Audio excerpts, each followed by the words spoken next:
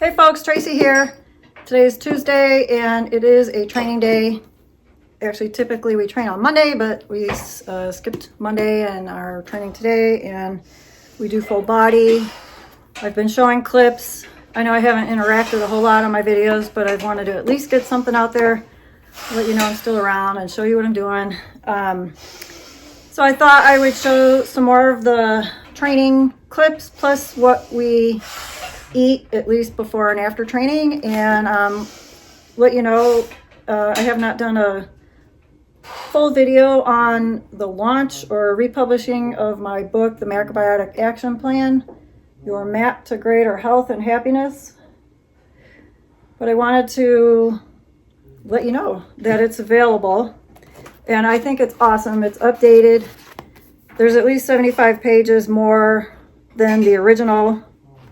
And it's just got a lot of great information in there to help you figure out what would be the best choices for you to eat based on your condition, your symptoms, whether you tend to be more yin or more yang. And I give you charts, plenty of them, to help you figure that out.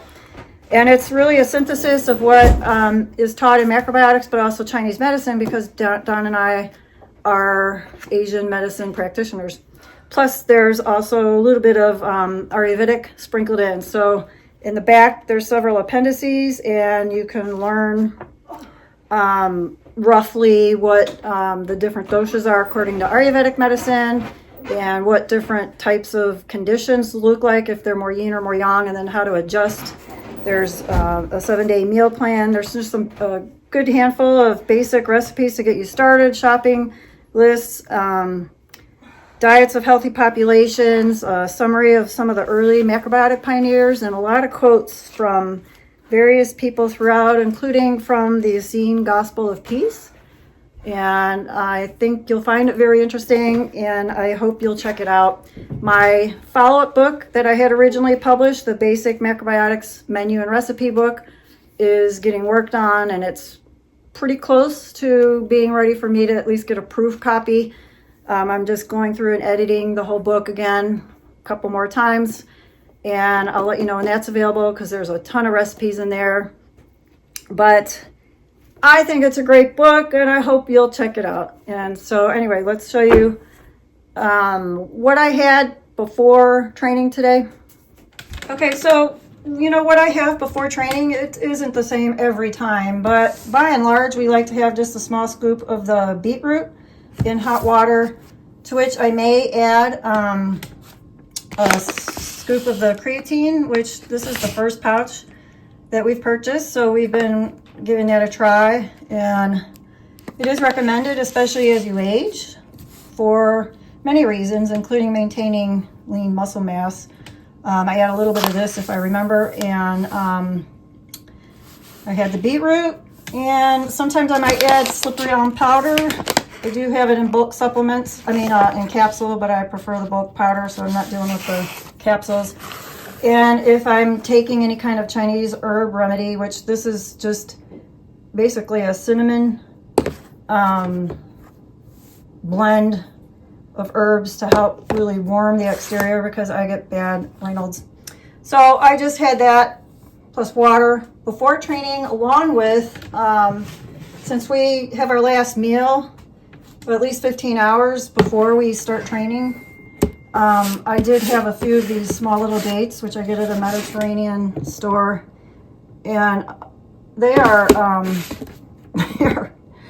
they're small, but they are so amazing. They're moist and really sweet and caramely, a lot better often than the medules that we get.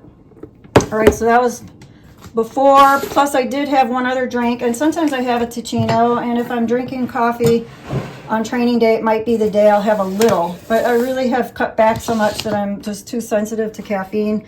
So I did have Pero with a tiny bit of actual instant decaf, and Sono creamer, and I'll also add a little bit of either oat milk, which we just happen to have around, and I like it because it's thick and creamy for the drink, or soy milk.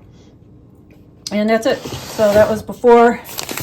And then what we have cooking is oats mixed with protein oats. And I just wanted to show, in case you have not come across this, we really like it. It's more expensive than oatmeal, so we combine the two. 1/3 cup is 10 grams of protein. And 6 grams of fiber. So we blend a cup of each.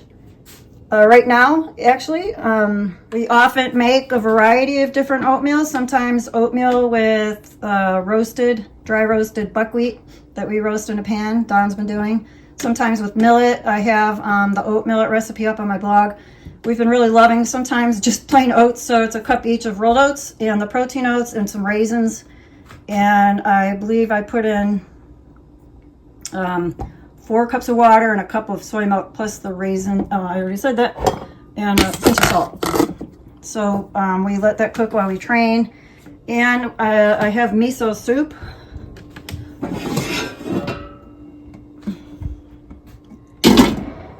So I meant to add a little bit more seaweed. I originally made the stock yesterday. I know it looks kind of funny. There's ginger. There was some shredded daikon, radish, and carrot. And all that white, it's actually using up some riced cauliflower and then fresh collards. Plus there were a couple of dried shiitake mushrooms, and broth from quick boiling these greens and vegetables. So if I have more than I need and I save it, I'll always add at least a little bit something fresh, a little bit more of the wakame seaweed or greens. I've got fresh collards in there. And then I don't ever stir the miso into the pot. We just stir it into our bowls so that when I go to reheat what's left over, if there is leftover, I'm not overheating the miso, which has live enzymes in it. So you only want to add it at the very end of cooking. We highly recommend the aged darker misos for your miso soup. So this one here would be one of our favorites, 3-year aged barley. But there's many kinds you can get. Brown rice, there's red miso. If you want something lighter or sweeter or lower sodium, you can get the lighter colored ones. But I'll show you how we do the miso. So generally about a teaspoon, that might be a little more, per serving of miso is good. You can adjust according to your tastes, more or less. Put it in each bowl. If you have not been using miso yet, you really ought to. It's an excellent way to just get some very healthy, beneficial enzymes in the system, and the sodium in it, even if it appears high, if you've been really low sodium, studies have shown that it doesn't have any kind of negative effects. So I'm going to just put a ladle or two of the broth in each bowl, mash up the miso with the spoon, and then top off each bowl with the rest of the soup.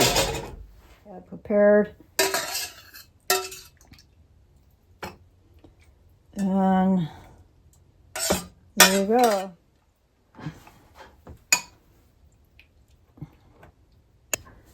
One other thing, just to keep it all alive and fresh, I have some fresh flat leaf parsley I'm going to put on top. And since I did not add any more seaweed, which, by the way, this was the original seaweed I used. This is just a soup blend mix. We order from the Seaweed Man, Larch of Maine Seaweed. Dawn used to harvest for him once upon a time, a long time ago, and I use a little wakame. It really blossoms in the water, and I love this in the miso soup. Very mineral rich, good source of iodine, especially for plant-based eaters who are on low sodium diets. Another option is to just top it with some nori, and I just happened to find this on sale, a seasoned nori with a little wasabi flavor. It's actually kind of good, and it's not too spicy. It's really good when you wrap your rice in it with a little ume paste, which maybe I'll do later. Fresh seaweed, savory goodness, and minerals. Great for the hair, skin, and nails. And that's miso. Okay, oatmeal, tablespoon of hemp, and a little bit of chopped walnuts. Sometimes I stir in a little wheat germ. Not always. Great source of vitamin E. Dr. Grieger is suddenly really into wheat germ too for various reasons he's got videos about. There we go. This is classic 1970s nutrition that we were aware of a long time ago. Using wheat germ. Anyway, and the one other thing I wanted to show is sometimes before training I may have a scoop, just one scoop of the power meal, which has a whole lot in it, and the dose here is actually according to 2 scoops, and I only use half, so it would be 12 grams of protein, 12 and a half, but there's all kinds of enzymes, fruits, vegetables, greens, just, you know, it's got everything going on. It's power meal. Tastes great. I love the flavor, and I might add it to my Ticino drink before training if I'm feeling the need. So one other thing will be the rehydrated prunes, to which I put a cinnamon stick in. And as it sits, the longer it sits, the more syrupy this liquid becomes. This is just started yesterday, fresh batch, so it's still a little watery, but it gets so sweet as it sits with that cinnamon stick in there. And then if I, you know, once it's sweeter, I add a little of the syrup for my sweetness. Okay, a little messy, but that's my before and after training meal breakfast. Okay, after breakfast, I had a snack of an apple and just a small handful of roasted almonds. And I'm going to show you the last few days of meals. Tonight's dinner will be very similar. Don made a seitan, and we just reheat it in broth or sometimes in barbecue sauce. Have it with steamed potatoes and some vegetables. There's always maybe a little bit of raw radish with ume vinegar or something on it. This soup is just, imagine butternut squash soup, and it was so easy. Just added the rice, frozen rice, cauliflower, and bell pepper and onion medley, and it made a great soup. And so that's what I was using up in today's miso. Here's what our dinner will look like tonight. It's more of the seitan heated with a little barbecue sauce and a sweet and medium grain brown rice blend with nori in the ume paste. So now if you are interested, here is the horse dance showdown from today's training.